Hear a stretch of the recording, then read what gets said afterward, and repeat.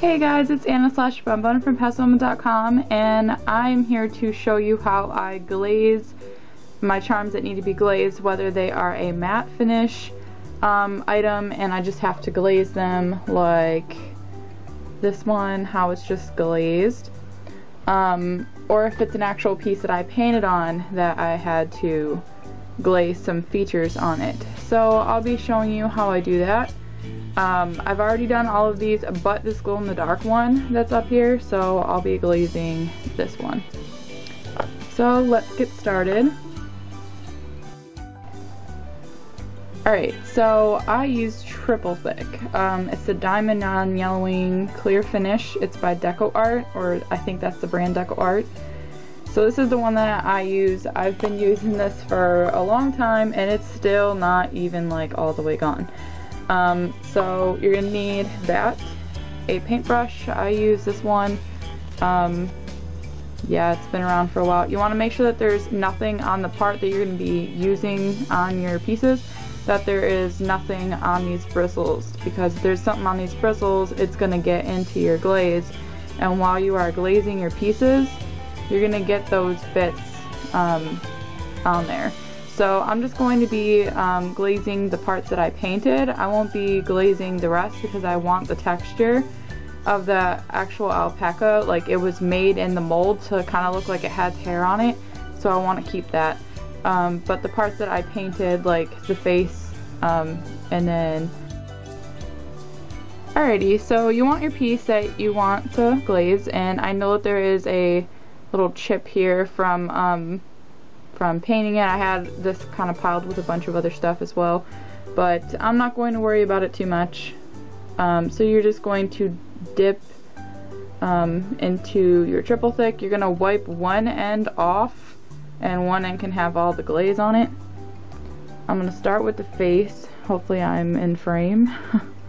And I don't have autofocus, so it makes it a little complicated. But you want to be careful of bubbles, because triple thick, it will create bubbles if you have enough air. So you just want to go slow and steady. Kind of always goes the saying, slow and steady wins the race. Better to get it right than not. You don't want it to look weird and not be satisfied with it. So you want to get it the way that you want it. So all I'm doing is just making sure it's fairly even across the top, and then with the tips of my brush I go along the rim. I hope I'm still in frame, but I go around the rim to make sure that any parts of where I painted, if it went over, then it's going to be covered. In triple thick, it will kind of like even itself out once it's still wet.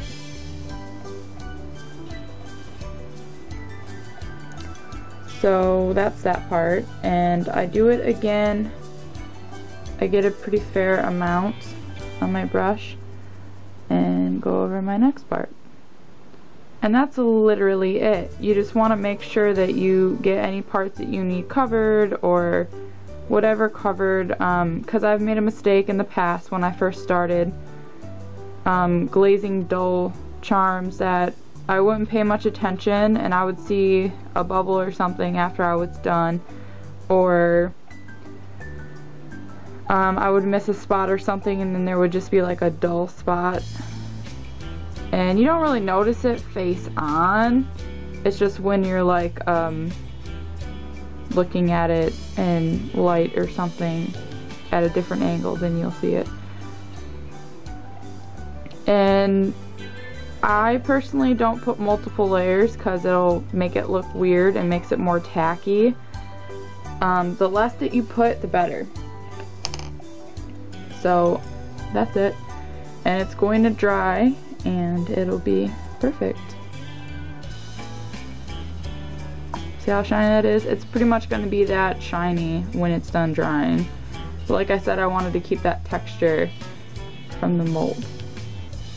So, and you're just gonna sit it down and let it to dry. And I always put mine on a silicone type mat or something. I know that you guys have seen this mold before, but I tend to put it on top of this just in case if I may have spilled something or some crazy mishap happens, because, you know, everybody has them. So I always put them on top of these, and then you just let them to dry and it'll turn out like this. Pretty and shiny and dry. This is all dry. It's just silky smooth. And then you can stick your bail on or dome or whatever you want to do. I have to dome this one. So, yep, thank you guys for watching. Don't forget to subscribe and check out PastelBunBun and all that stuff. And let me know if you have any other questions or you want to see some kind of a tutorial pertaining to resin or crafts or something like that. Just comment below. And I think that's it. See you guys later. Bye. Whoop.